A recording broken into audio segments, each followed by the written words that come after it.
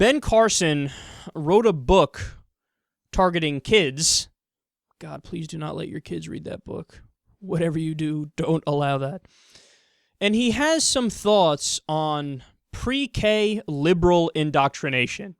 It's a tragic mistake not to think about children and teenagers still being in a transformative, transitional stage in life where they can still be impacted one way or another. I think a lot of times we just ignore them and expect them to grow up on their own, and then we want to fuss with them when they're adults and not living right. Mm-hmm. So you've written a book about teenagers, trying to speak what to them? Well, what I want them to do is learn to think for themselves. We live in a culture of heavy indoctrination. Starts in preschool. Mm-hmm. And people trying to influence the way people think about things. And I want young people to learn how to listen to lots of different things, but to think for themselves and not allow themselves to be easily manipulated, because that's how great societal change occurs. I think it was Stalin who said, "Give me your children for 3 years, and I will have them for life." Mm-hmm. The point being that it's relatively easy at that inflection point to indoctrinate people. Give me one example of pre-K indoctrination.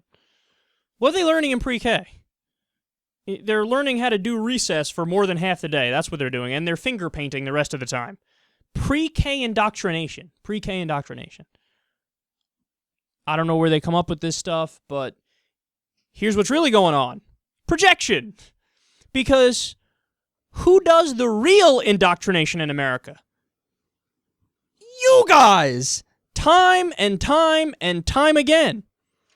So, for example, the conservatives and the Republicans are the people who repeatedly try to push creationism into the science class. And then when that became way too obvious that they're trying to push religion in the science class, then they moved the goalposts and changed it to intelligent design. And they say, no, all we're asking for is to teach both sides. Teach the controversy. There is no controversy. What are you talking about? One of those things is science, evolution. The other is some religious shit or pseudo-religious shit that you're trying to put into the science class. That's like taking a totally different topic and putting it in the math class. Taking the history of cartoons and then putting that in the math class. But that doesn't make sense. But they want to do it for indoctrination and for propaganda. They do this with climate change. There's been examples of Republican states where they try to teach both sides of climate change. And they say, well, come on, there's not a scientific consensus, we're not really sure, and you got to hear both sides of the arguments, and you pick. Okay, that would be indoctrination. That would be propaganda. That would be you changing their mind based on your ideology, not based on the evidence. Because if you go by the evidence and you go by the scientists themselves, they're crystal clear. They say, no, let's teach climate change. It's happening. That's what the data says, and you can't just throw in the opposite and act like that's fair now. It's not fair. It's wrong. Also, these guys push in the classes the idea that we are a Christian nation. They want to teach that in the classes. They want to read, get this, Bible verses and Reagan speeches. That was a recent story that we did with, I forget which state it was, but they got dropped AP history, and they were like, let's do this instead, Bible versus Reagan speeches. You know, if the founders wanted to make this a Christian nation, they have a funny way of showing it by not making it a Christian nation. If they wanted to make it a Christian nation, they could have put it right there in the Constitution.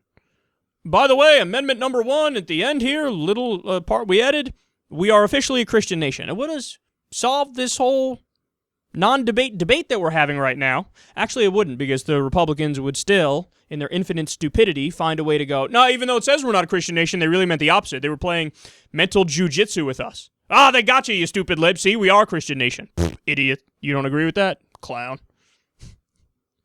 And then also, we've covered stories of how Republicans are trying to teach the Native American genocide in a way that's not as harsh on white people. They try to teach, oh, you don't get it. When we came here, they were already killing each other. And then we stepped in and said, oh, guys, you wacky Native Americans, let's help you out. We'll wipe the rest of you out and give you casinos and do the Trail of Tears and the Indian Removal Act. But we were just like all the rest of them. They were all killing each other, and then we came in and we participated, but whatever, we were just doing the same thing they were doing, so it's morally equal. It's morally equal. There's not one side that was right and one side that was wrong. I know. This is what they're trying to teach in the class, and then they turn around and say, the goddamn liberals are indoctrinating your kids. With what? Facts? Science? Math? Liberal indoctrination, so-called, is just an actual education.